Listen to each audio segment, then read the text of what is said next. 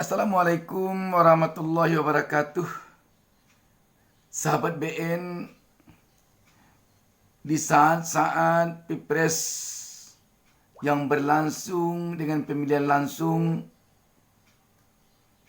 dan di saat-saat sekarang ini anak presiden juga langsung maju menjadi cawapres, kita teringat dengan Kapolri Jenderal Hugeng yang sudah lama tiada. Apabila sekarang ini yang menjadi Kapolri Jenderal Polisi Hugeng, apakah dia akan mau mempergunakan institusi Polri untuk dijadikan salah satu kekuatan pemenangan bagi anaknya presiden yang maju ke kontestasi politik Pilpres sekarang ini? Pasti dia tidak akan mau. Bahkan kita yakin Pak Kapolri Hugeng akan memilih berhenti dari jabatannya daripada dia mempergunakan institusi Polri untuk turun memenangkan anak presiden. Karena jelas perbuatan itu menyalahi undang-undang. Dan di samping menyalahi undang-undang, perbuatan itu juga menyalahi etika dan moral. Mari kita saksikan tayangan ini yang kami kutip dari Rio Online. Pada Kepala Kepolisian Republik Indonesia, hormat senjata! Hugeng Iman Santoso, hingga sekarang sosoknya masih menjadi teladan tentang bagaimana menjadi pejabat dan penegak hukum yang jujur, sederhana dan anti korupsi. Integritas, idealisme, serta profesionalisme Jenderal Hugeng bersinar sepanjang karirnya, termasuk saat Hugeng berdinas sebagai Kadit Reskrim Polda Sumatera Utara selama 3 tahun sejak tahun 1956 hingga 1959. Nama Kapolri kelima itu harum karena ia berusaha keras untuk menjaga sumpahnya sebagai Bayangkara sejati.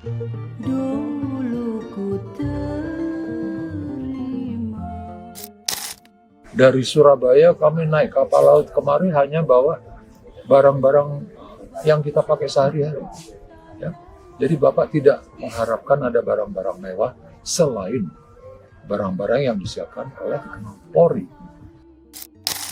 Lelucon terkenal Gus Dur terkait 3 entitas kepolisian paling jujur di Indonesia, yakni polisi tidur, patung polisi, dan Jenderal Hugeng Iman Santoso, punya konteks sejarah penting dalam dinamika sejarah kepolisian Republik Indonesia. Kisah kejujuran dan integritas Hugeng yang melegenda mulai terdengar ketika ia sukses memberangus cukong-cukong perjudian di Sumatera Utara saat menjabat sebagai Kapolri dari tahun 1968 hingga 1971.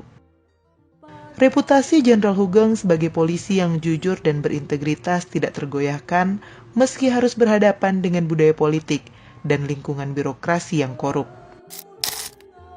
Oke, jadi pada saat kami tiba di Medan waktu itu sudah ada seperti panitia penjemputan, di mana kami dibawa ke rumah di mana sekarang kita berada, dan di dalam situ sudah semuanya lengkap dengan barang-barang mewah. Dan saat Bapak melihat itu semua, Bapak bertanya, ini barang dari mana? Lalu ada satu panitia dari Polri yang menyatakan, Pak, pokoknya sudah disiapkan semua oleh rekan-rekan di Medan, dia bilang. Bapak langsung wajahnya tidak berkenan, dan Bapak langsung tidak mau masuk ke rumah. Dan kami memilih Bapak tinggal atau kita tinggal di hotel. Jadi Bapak kasih waktu 2 kali 24 jam untuk mengeluarkan barang-barang yang ada di rumah. Tapi dengan berjalannya waktu tidak ada pergerakan apa-apa, tetap barang-barang itu. Sehingga Bapak dengan anak buahnya mengeluarkan semua barang di pinggir jalan sinilah. Lemari, sofa, apa, sampai mobil pun ada. Dulu kalau tidak salah merek mobilnya DeSoto, ya. Itu termasuk mobil yang mewah saat itu.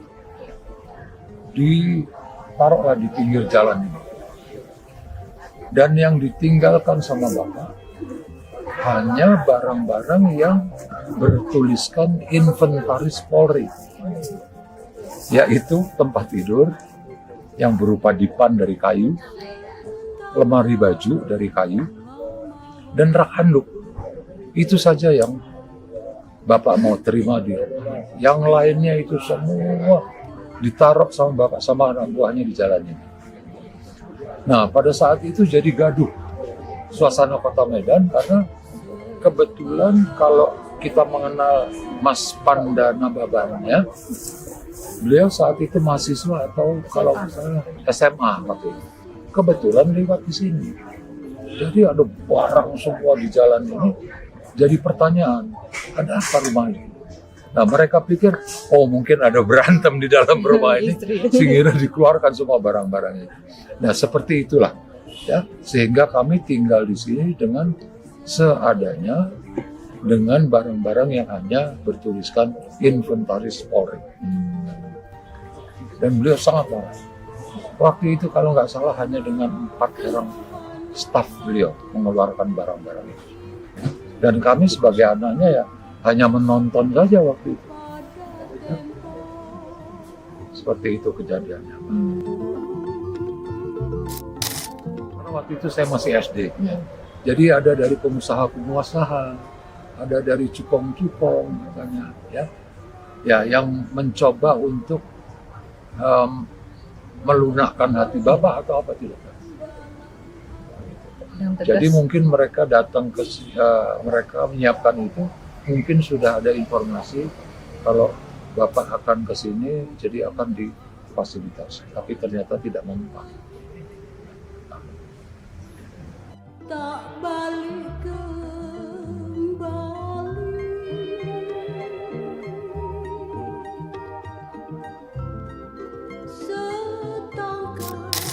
Saat itu juga kebetulan kita mengalami pemberontakan PRRI, ya, dan Bapak salah satunya adalah yang dicari oleh mereka, sehingga tentara-tentara dari kelompok PRRI itu menggeledah rumah ini, Bu. Digeledah, cari Bapak ke setiap pojok, bahkan Ethernet pun dia bongkar. Lalu kabel telepon mereka gunting supaya kita tidak bisa komunikasi kemana-mana.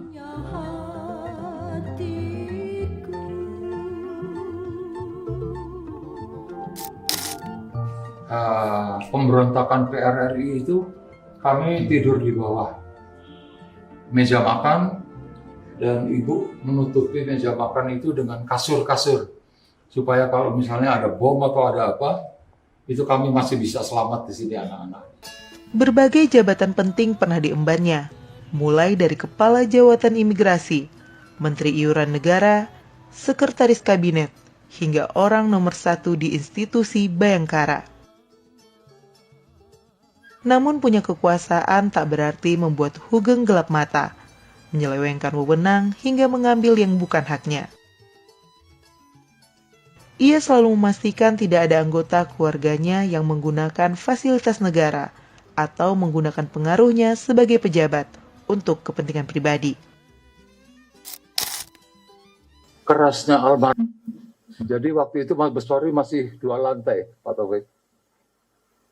Saya ke Spri-nya apapun judulnya, izin orang tua ataupun mungkin kamu akan dapat kemudahan di akademi. Tidak ada cerita. Itu dulu lapangan voli, di mana almarhum olahraga voli dengan anak buahnya di belakang.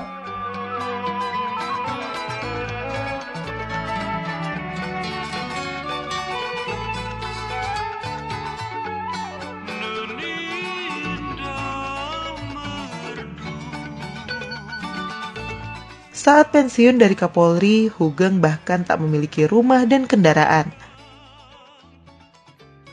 Untuk menambal perekonomian keluarga dari uang pensiun, Hugeng mengisi waktu dengan berjualan lukisan dan menjadi penyiar radio. Di luar itu, ia juga terlibat aktif dalam kelompok Petisi 50 yang kritis terhadap kebijakan pembangunan Orde Baru.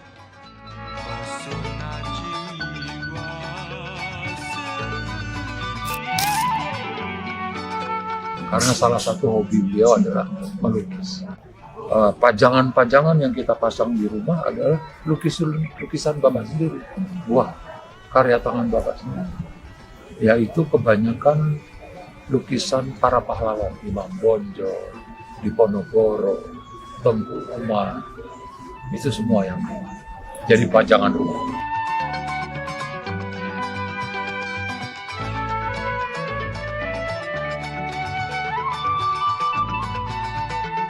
Kalau dari kami keluarga, tentunya kami selalu ingat seperti kemarin pada saat peresmian monumen almarhum di Pekalongan itu, Pak Kapolri menanyakan kepada Ibu apa pesan-pesan Ibu sebagai sesepuh Polri. Ibu hanya menitipkan, Pak Kapolri, saya titip kepolisian. Karena kepolisian adalah, atau Polri adalah yang langsung bersentuhan dengan masyarakat, langsung. Ya, jadi tolong titip.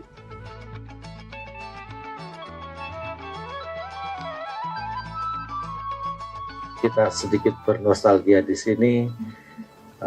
Serasa ini hal yang monumental peristiwanya, dan mungkin tidak bisa kita acarakan setiap hari. Setiap masuk ke sini harus minta izin dulu. Dan itulah cara kita, bahwa kita polisi harus menjadi panutan, harus menjadi ya orang yang paling paham tentang aturan dan orang yang paling paham bagaimana dia harus tegak pada aturan.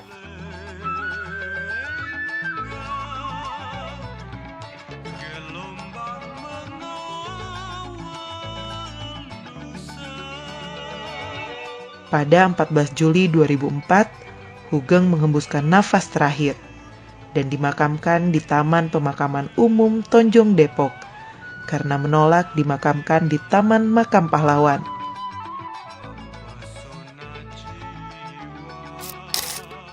Masalah nama.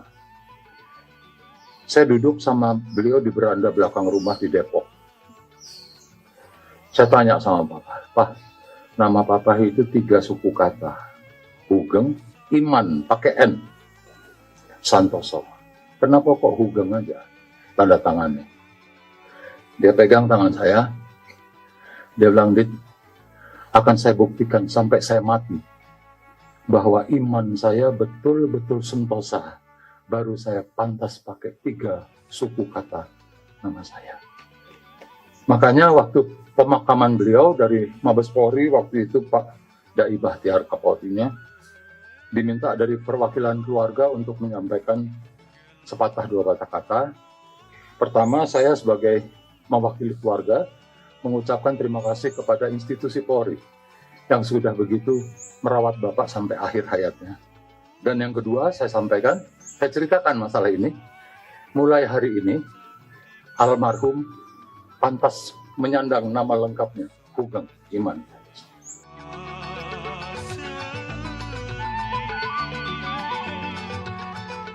Di batu nisan peristirahatan terakhirnya, untuk pertama kalinya, nama Hugeng ditulis lengkap Hugeng Iman Santoso. Sebagai simbol keberhasilan manusia menjaga iman yang sentosa.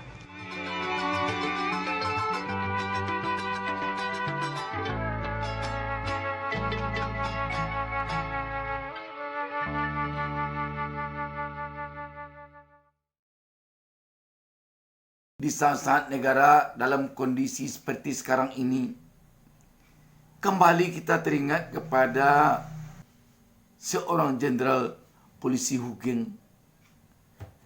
Akankah kita diberi lagi oleh Allah Subhanahu wa taala pemimpin seperti Hu Geng ini.